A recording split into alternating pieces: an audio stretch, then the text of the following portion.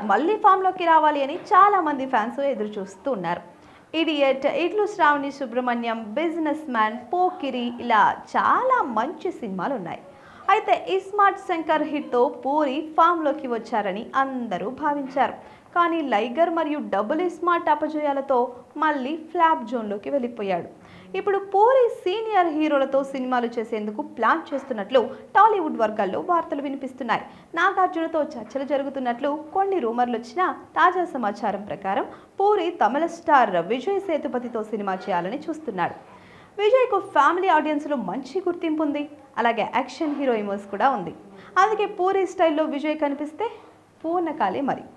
ఈ ఇద్దరు కలిసి సినిమా చేస్తే అది పూరి కెరీర్కు మళ్ళీ ఊపినిచ్చే ప్రాజెక్ట్ అయ్యే అవకాశం ఉంది. విజయ్ సేతుపతి లాంటి బెస్ట్ యాక్టర్స్ స్క్రీన్ పైన ఉన్నప్పుడు పూరి తన టాలెంట్ని పూర్తిగా చూపించగలడు. ప్రస్తుతం ఈ న్యూస్ ఫిల్మ్ సర్కిల్స్లో టాక్ ఆఫ్ ది టౌన్గా మారింది. కానీ ఇంకా అధికారిక ప్రకటన రావాల్సి ఉంది.